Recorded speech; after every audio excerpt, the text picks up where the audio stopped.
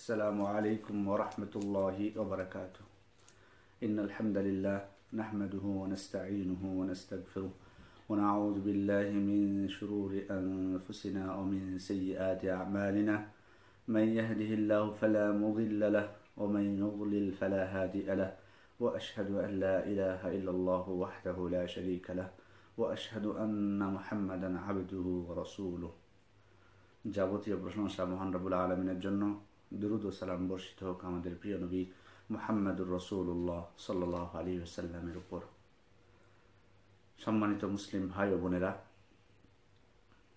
মহান আল্লাহ তাআলা পবিত্র কোরআনে বলছেন, ইন্নাল্লাহা ওয়া মালাইকাতাহু ইউসাল্লুনা আলান নবী ইয়া আইয়ুহাল্লাযীনা আমানু সাল্লু আলাইহি ওয়া সাল্লিমু তাসলিমা।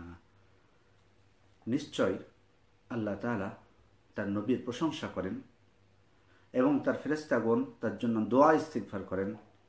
হে ঈমানদারগণ, তোমরা রাসূলের উপর, নবীর উপর দরুদ পেশ করো এবং তাকে যথাযথভাবে সালাম জানাও। তাহলে এই আয়াত থেকে আমরা যেটি বুঝতে পারি সেটি হচ্ছে, আমাদের উচিত বেশি বেশি করে রাসূল সাল্লাল্লাহু আলাইহি ওয়াসাল্লামের উপর দরুদ পেশ করা এবং তাকে সালাম জানানো।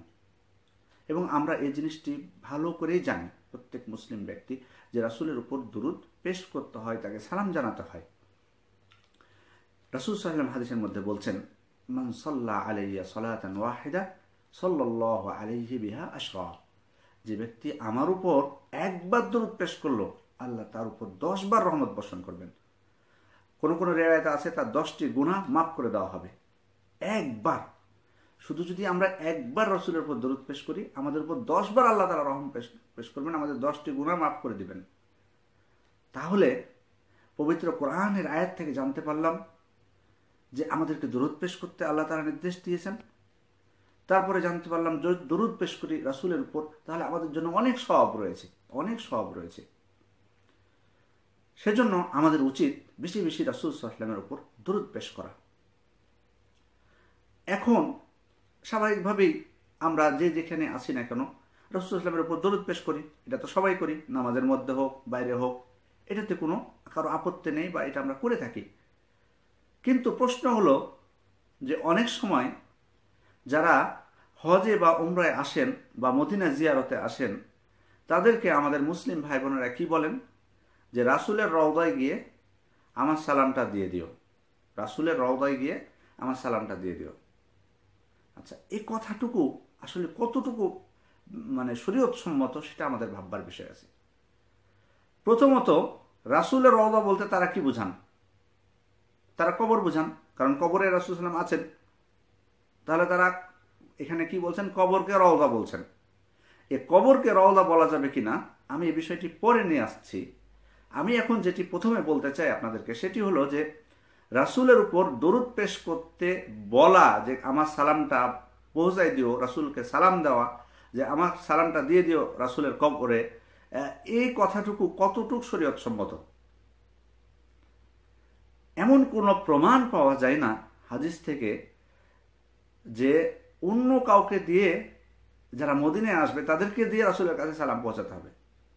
কারণ আমরা জানি যে রাসূল সাল্লাল্লাহু আলাইহি ওয়াসাল্লাম আমাদেরকে কোরআনে আমাদেরকে কি করলেন? মহান আল্লাহ তাআলা দরুদ পেশ করতে বললেন, সালাম জানাতে বললেন। রাসূল সাল্লাল্লাহু আলাইহি ওয়াসাল্লামও দরুদ পেশ করার কথা বললেন।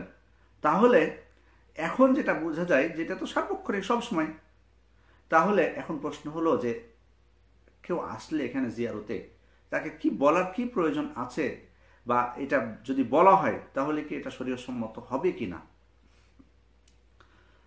আমরা যদি কাউকে বলি যে তুমি হজে যাচ্ছ বা উমরায় যাচ্ছ, তো মসজিদুল হারামে নামাজ পড়লে তো 1 লক্ষ গুণ সওয়াব বেশি কাবার মসজিদে, তো তুমি আমার পক্ষ থেকে প্লিজ 2 রাকাত নামাজ পড়ে নিও, তাহলে আমি সওয়াবটা পেয়ে যাব।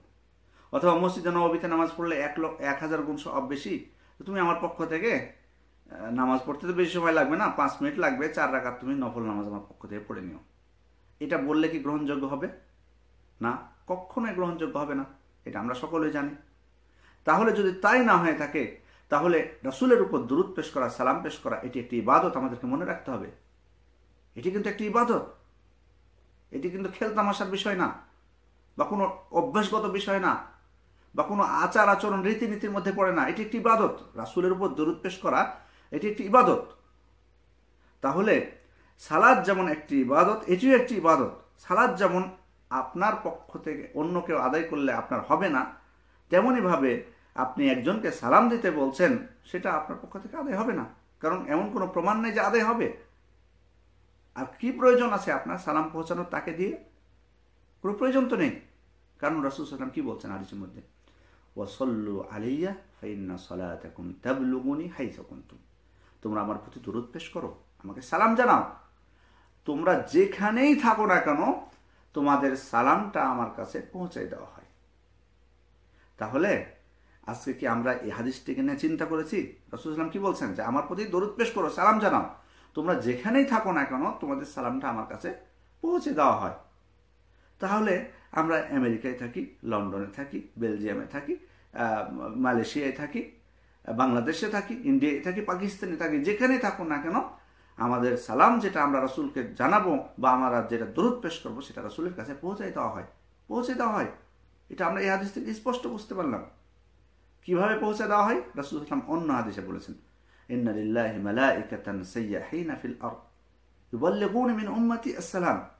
আল্লাহর ফেরেশতা রয়েছে যারা পৃথিবীতে বিচরণ করছে, তারা আমার উম্মতের পক্ষ থেকে তাদের সালামগুলো আমার কাছে কি পৌঁছে দেয়। তাহলে আমরা এখান থেকে বুঝে নিলাম যে কিভাবে সালাম রাসূলের কাছে পৌঁছে দেওয়া হয়। অন্য হাদিসে রাসূল সাল্লাল্লাহু আলাইহি ওয়াসাল্লাম বলছেন, মা মিন আহাদিন ইউসাল্লিমু আলাইয়া ইল্লা রাদ্দাল্লাহু আলাইয়া রূহি হাত্তা আরুদ আলাইহিস সালাম। যখন কোনো মুসলিম ব্যক্তি আমাকে সালাম জানায়, তখন আল্লাহ তাআলা আমার রূহটা ফিরিয়ে দেন যাতে আমি তার সালামের জবাব দিতে পারি। তাহলে আমাদের কাছে বিষয়টা পরিষ্কার হয়ে গেল এখন যে রাসূলকে যে কোনো স্থান থেকে সালাম জানালে হয়, দরুদ পেশ করলে হয়। রাসূলকে সালাম জানানোর জন্য বা দরুদ পেশ করার জন্য কবরের কাছে যেতে হবে এমন কোনো বিষয় নয়। যারা কবরের কাছে যান রাসূলের, তারা কবর জিয়ারতের জন্য যান।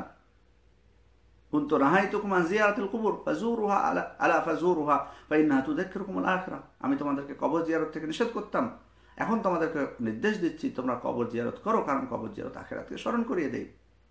এজন্যই কবর জিয়ারত করা, সালাম পৌঁছানোর জন্য কবর জিয়ারত করা না।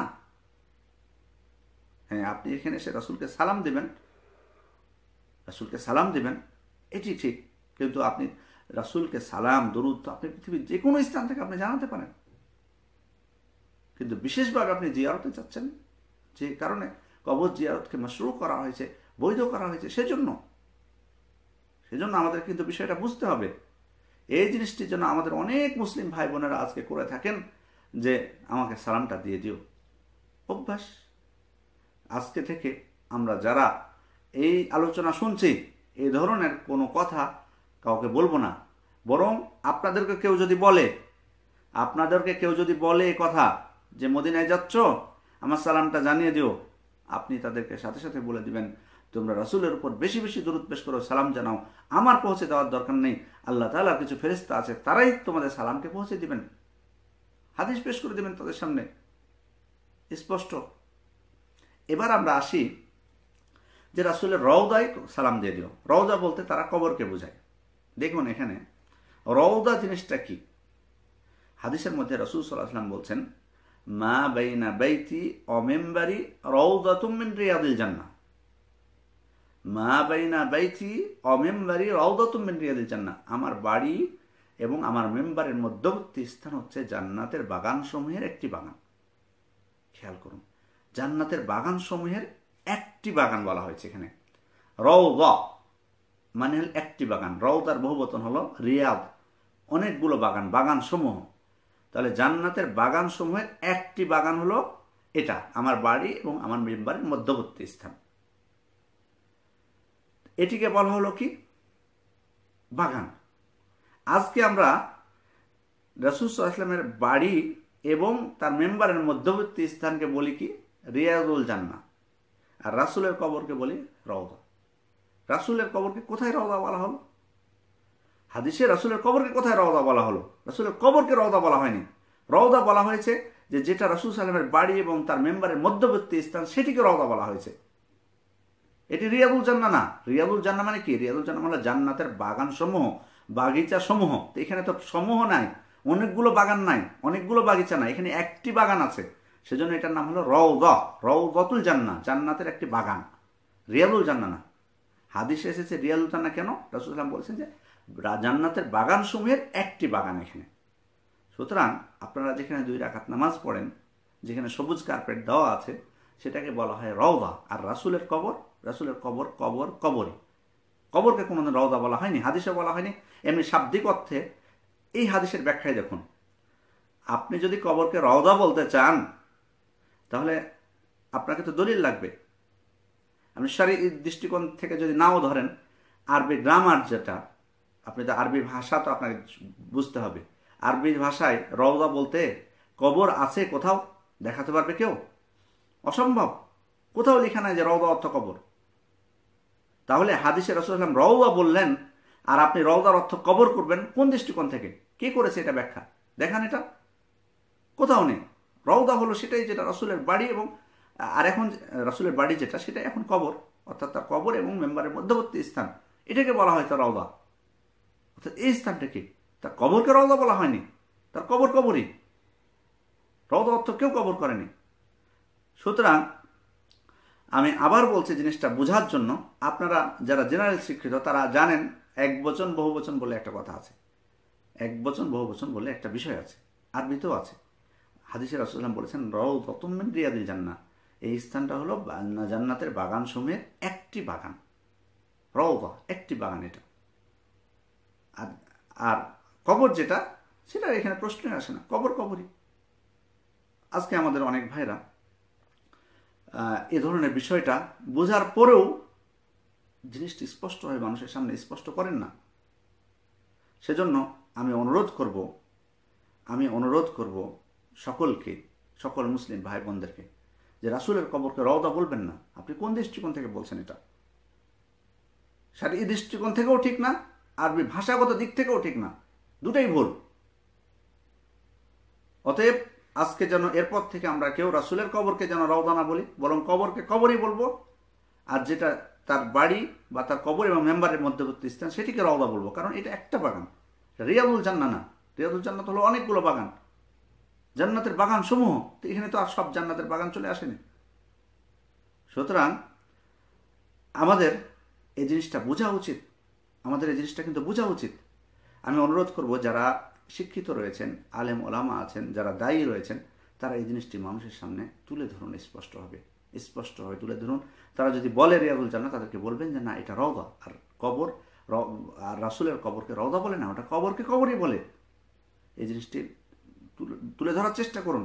আর আমাদের দায়ী ভাইদেরকে বলবো যে আজকে অনেকেই আছেন যে অনেক সময় এই বিষয়গুলো মানুষের সামনে সত্যিকার অর্থে জানার পরও তুলে ধরতে চান না, অনেক সময় ভয় পান। এই যে এই জিনিসগুলো তুলে ধরতে ভয় পান, অনেকে চাকরি হারানোর ভয়ও বলেন না।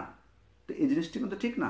শরীয়তের বিষয় যখন আপনার কাছে স্পষ্ট হয়ে উঠবে, তখন আপনাকে সেটা প্রকাশ করতে হবে, সত্য প্রকাশ করতে হবে। আপনি হয়তো এতদিন ভুল বুঝেছিলেন, হতে পারে, এটা অস্বাভাবিক কিছু না।